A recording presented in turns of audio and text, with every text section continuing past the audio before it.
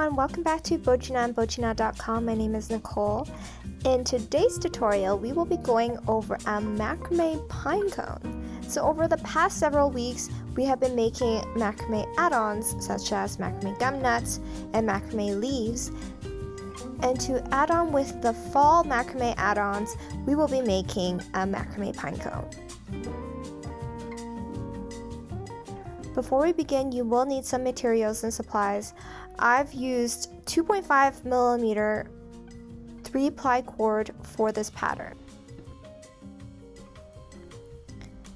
This is the cord that we will be using today. It is a 3-ply 2.5 millimeter cotton cord.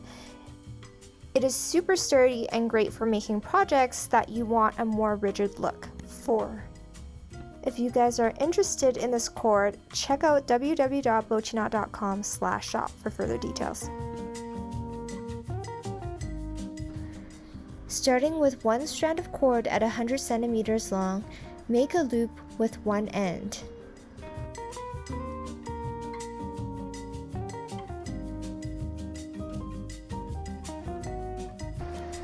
Then take another strand of cord at 100 centimeters long, fold it in half, and attach it on top of the loop using a reverse lark's head knot. So with the two cord ends of the first cord as the anchor cords, attach the second cord onto both of those cords using a reverse lark's head knot. Then taking the remaining 4 strands of 100 centimeter long cords, repeat these reverse lark's head knot side by side next to this one.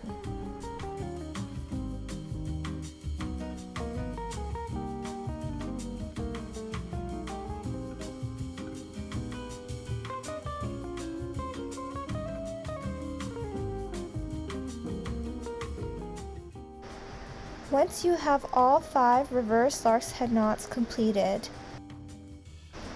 pull on the 2 opposite anchor cord ends to tighten the pattern so that the reverse lark's head knots are in the shape of a circular pattern.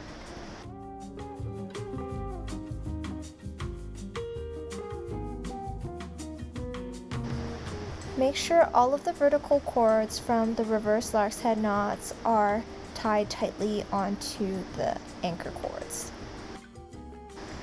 So what we're going to do now is fold the pattern upside down so that the lark's head knots, the loop from the lark's head knots, are facing upwards, and we're going to work with the pattern like this. Take the long cord end from the anchor cords, and we're going to use that as the anchor cords for a series of double half-hitch knots all around the pine cone. So what we're going to do here is take that long cord end, fold it over to the left as the anchor cord, making sure that that shorter end is facing up at the top. Take the next long vertical cord to the left as a working cord and make a double half-hitch knot onto the anchor cord.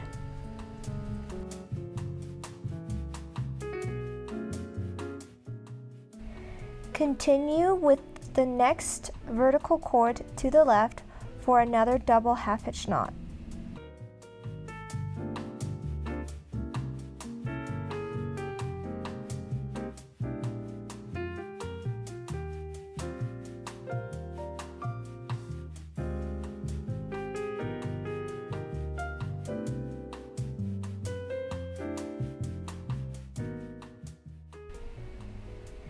Continue with the next vertical cord to the left for another double half-hitch knot. We're going to repeat this pattern all around back to the other side, ensuring that we make the double half-hitch knots tightly.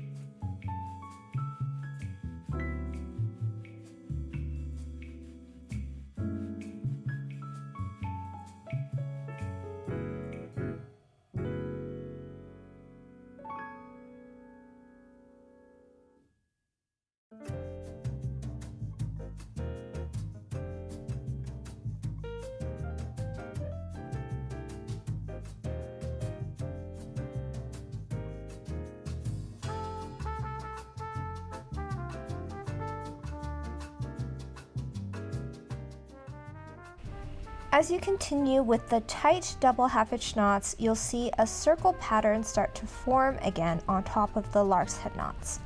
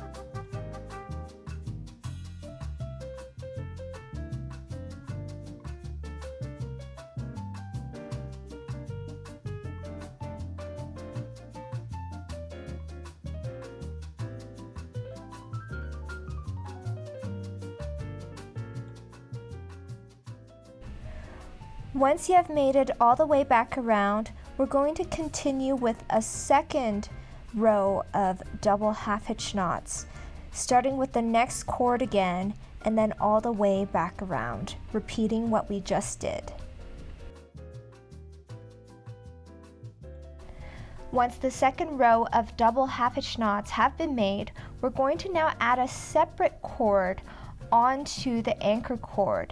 So taking another strand of cord, but this time at 80 centimeters long, we're going to make a double half-hitch knot in the center of the working cord onto the same anchor cord.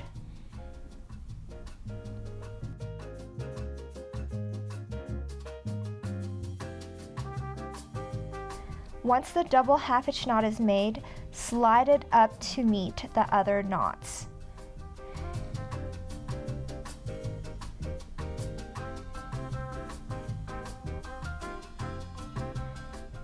Then with the anchor cord, take the next vertical cord to the left and continue with the third row of double half-hitch knots.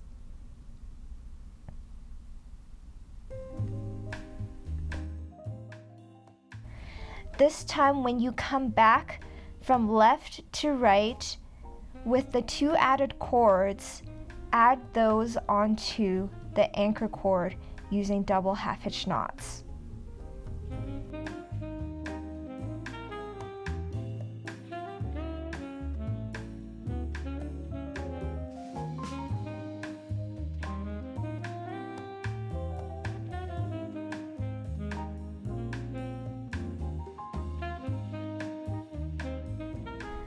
Once you have made the third row of double half-hitch knots with the added cord, you should see that a cup shape is starting to form.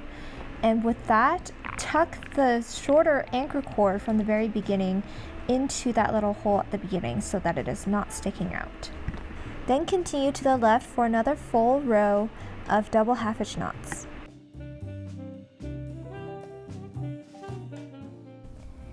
As you can see, the double half-hitch knots we are making are facing the inside of the pine cone. The outside of the pine cone will have the reverse double half-hitch knot pattern, which is more of an edgier pattern so that it closely resembles the edges on an actual pine cone.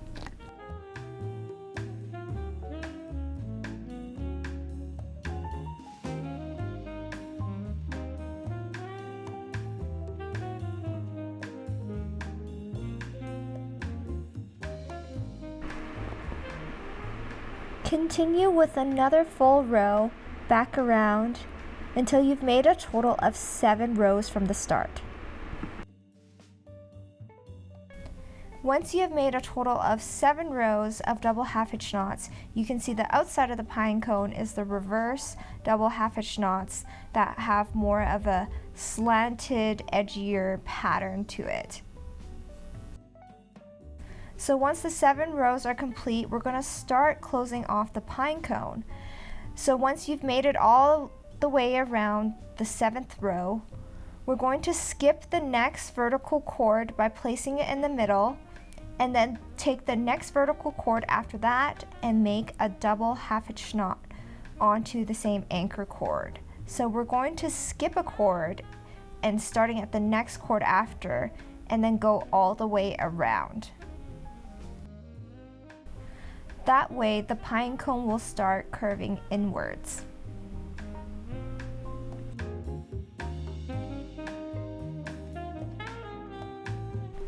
Once you have made a row of double half-hitch knots by skipping the first cord and made it back all the way around, the second row here, we're going to skip the first cord again and start with the second cord and make another row all the way back around.